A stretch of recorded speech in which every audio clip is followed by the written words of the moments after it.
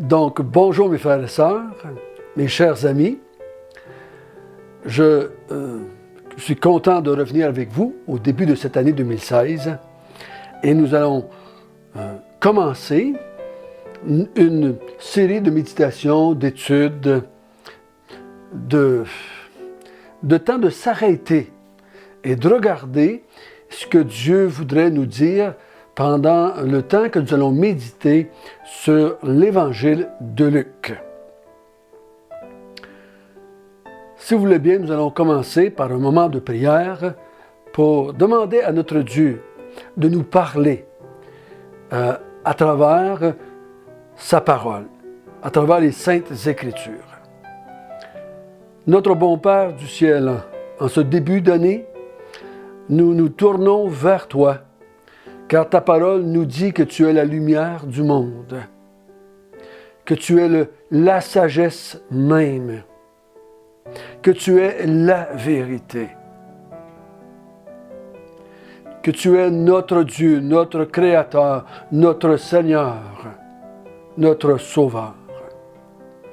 Donc nous voulons nous arrêter quotidiennement pour méditer sur la vie de ton Fils Jésus.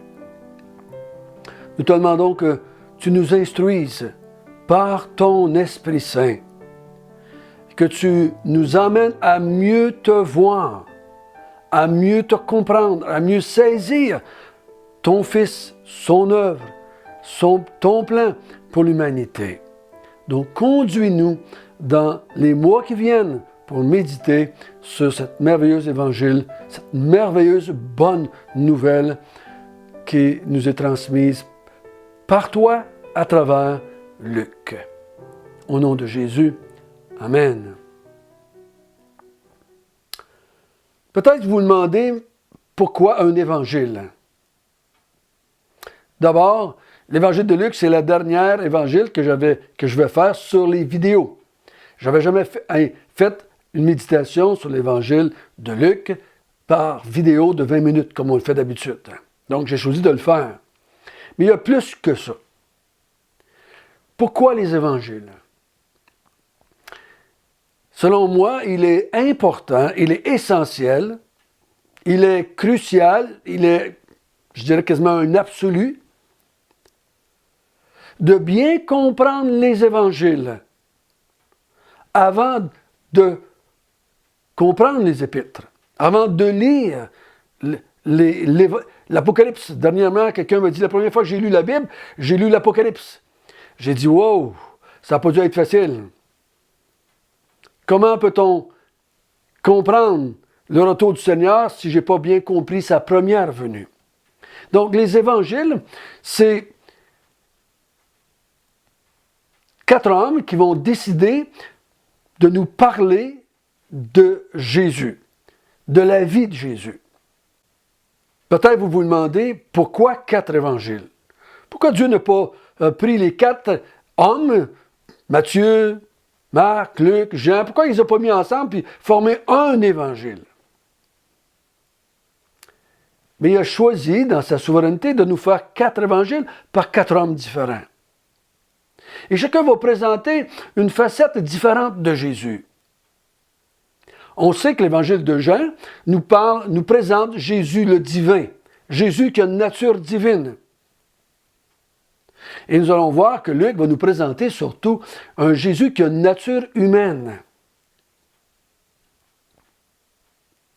Donc, chaque auteur qui a une personnalité différente va nous présenter un Jésus différent. Jean va nous présenter Jésus comme témoin oculaire. Il a vécu avec Jésus pendant ces 3 ans-là.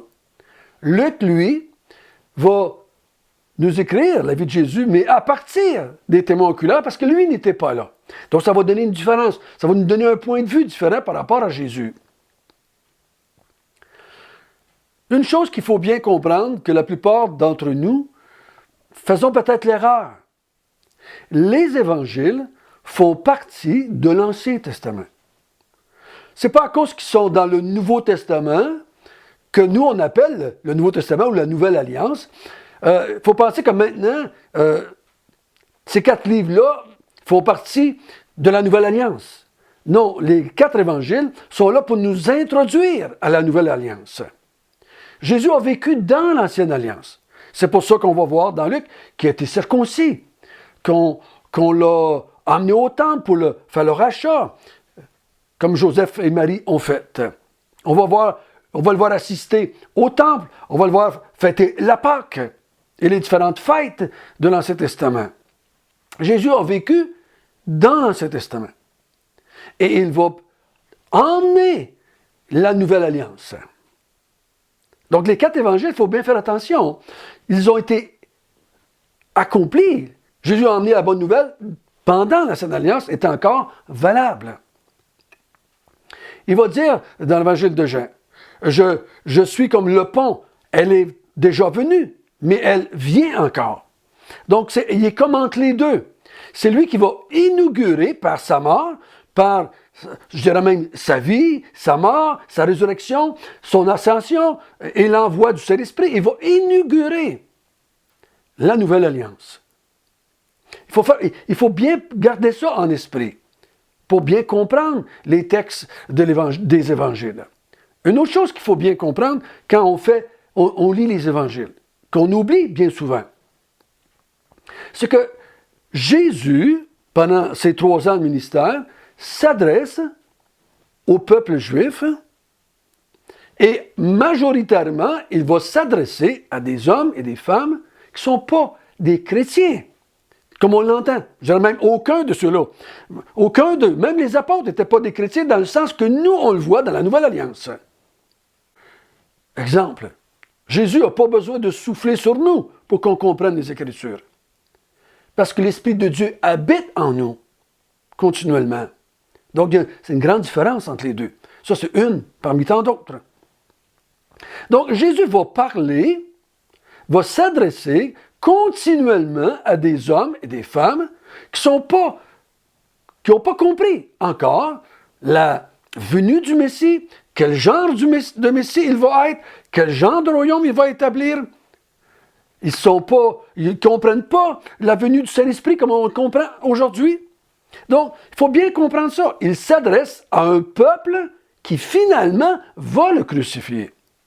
Ces hommes et ces femmes sont éloignés de Dieu. Il va le dire à plusieurs reprises. Ce peuple m'honore des lèvres, mais il ne m'honore pas dans son cœur. On ne peut pas dire ça aux croyants. Les croyants honorent Dieu dans leur cœur parce qu'ils ont été régénérés, parce qu'ils sont nés de nouveau, parce qu'ils sont passés de la mort à la vie.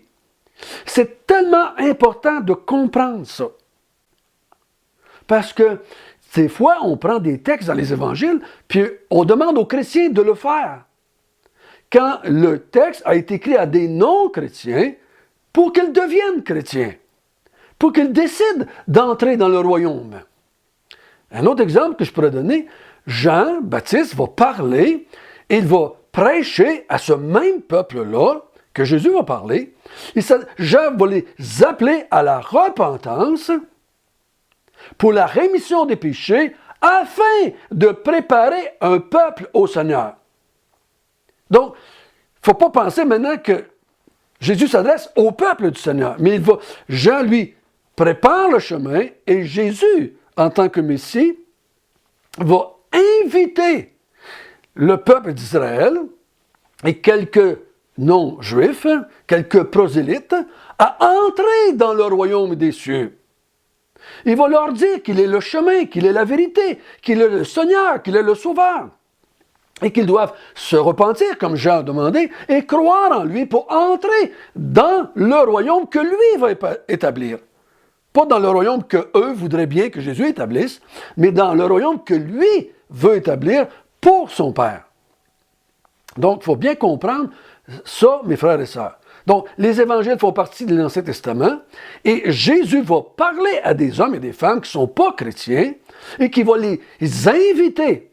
Dieu va les inviter par Jean à se repentir et il va les inviter par Jésus à entrer dans le royaume des cieux. Dans les épîtres, on s'adresse à ceux qui sont entrés dans le royaume des cieux. Dans l'Apocalypse, on s'adresse à ceux qui sont entrés dans le royaume des cieux.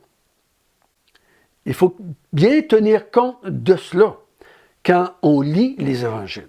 Sans ça, on va s'écarter, on va s'égarer, on va demander aux croyants de faire des choses que l'Évangile demande à un inconverti de faire pour entrer dans le royaume des cieux. Donc, si vous êtes un nouveau, ou si vous êtes des jeunes croyants, ou ça fait pas longtemps que vous avez fait profession de foi, ou vous commencez un cheminement dans votre parcours pour servir Dieu, pour devenir un enfant de Dieu, un serviteur de Dieu, prenez bien le temps de lire les 4 évangiles et de bien les comprendre. Dernièrement, quelqu'un me demandait, il dit, c'est un nouveau qui commençait à lire la Bible. Il dit, j'ai fini de lire, François, les 4 évangiles. Qu'est-ce que tu penses que je devrais lire maintenant? Je dis, j'aimerais que tu recommences à lire les 4 évangiles. Parce que les 4 évangiles s'adressent à quelqu'un qui n'est pas encore entré dans le royaume des cieux. C'est pour ça qu'on va voir ensemble que Luc va dire à Théophile, j'ai été écrit ces choses afin que tu vois comme étant certain ce que tu as entendu. Donc Luc voit que Théophile ne comprend pas ou ne croit pas, complètement du moins, totalement du moins, ce qu'il a entendu. Et il va lui donner des preuves pour l'aider à devenir certain de ce qu'il a entendu. Aussi, quand on lit les évangiles, il faut tenir compte que les auteurs sont différents. Ici, c'est Luc. Luc est le seul, selon ma compréhension, Luc est le seul non-juif à écrire un évangile.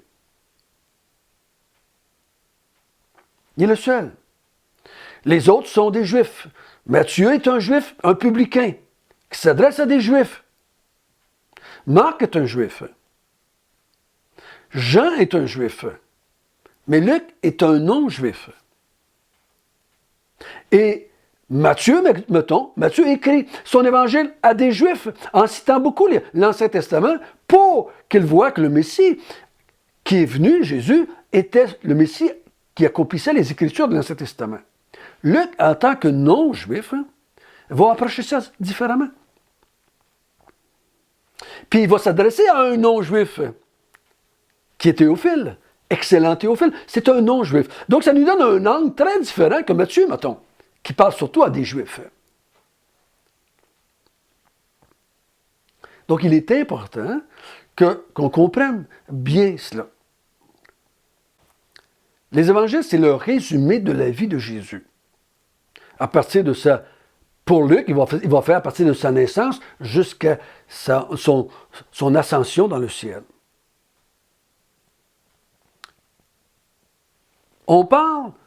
Luc va prendre beaucoup de temps à nous parler de ce qui s'est passé avant qu'il soit dans son ministère à plein temps, à partir de 30 ans.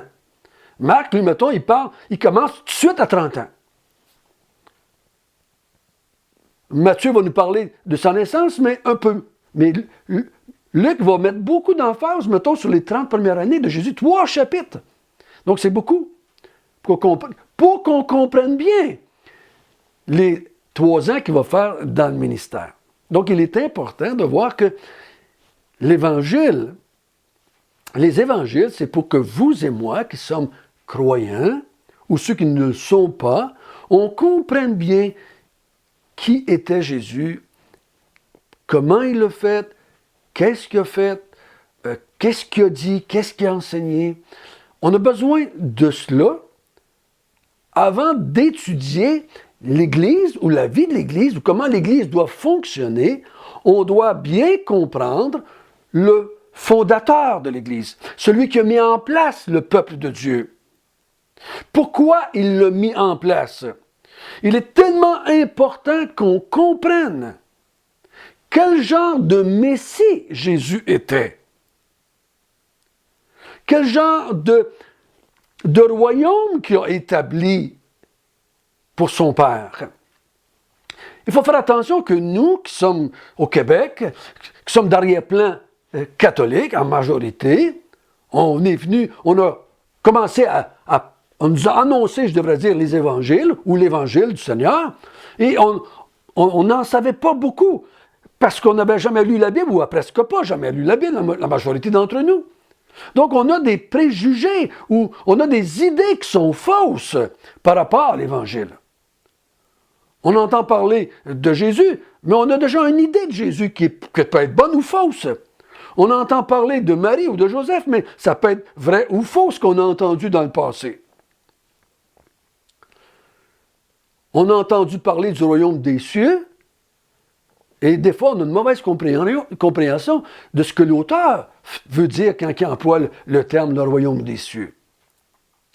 Donc, il faut vraiment bien comprendre qui était Jésus, qu'est-ce qu'il est venu accomplir en tant que Messie, en tant que roi, en tant que sauveur, quel genre de monde va entrer dans son royaume, pourquoi il veut sauver des gens. Très peu. On en savait très peu. C'est pas pour vous et pour moi. En tout cas, pour moi, c'était... Quand j'ai fait profession de foi, il y a quasiment 40 ans, j'en savais tellement peu. On m'en avait dit tellement peu. J'ai adhéré à quelque chose que je savais pas vraiment qu'est-ce que c'était. On m'a approché en tant qu'ancien catholique. François, t'es pécheur, tu mérites d'aller en enfer. Et si tu crois au Seigneur Jésus, là, ben qui est mort sur la croix pour toi, il va tout te pardonner de tes péchés et tu vas rentrer au ciel, mais que tu meurs.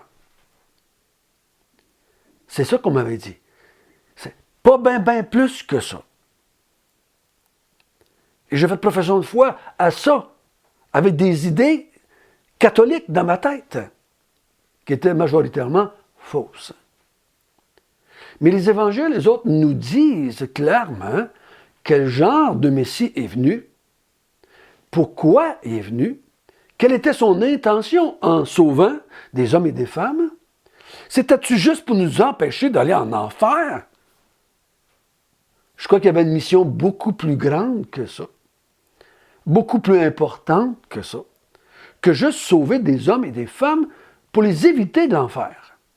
Non, on va voir ensemble, dans l'évangile de Luc, que la mission de Jésus est beaucoup plus grande que de sauver quelques hommes et quelques femmes, le peu d'élus, comme on voit dans certains textes, pour les éviter seulement l'enfer et leur donner une belle place pour vivre mais qui meurt. La mission de Jésus est beaucoup plus grande que cela. Terminons par un mot de prière. Notre bon Père du ciel, merci que tu nous as donné la vie éternelle en Jésus-Christ. Merci que tu nous as laissé 4 écrits, 4 évangiles, pour qu'on comprenne bien qui était Jésus. Qu'on comprenne sa nature, sa mission, son œuvre, et afin qu'on puisse bien marcher, afin qu'on puisse croire la vérité, afin qu'on devienne certain de ce qu'on a entendu. Donc, conduis-nous par l'Esprit Saint que tu as mis dans chacun de tes enfants. Au nom de Jésus, Amen.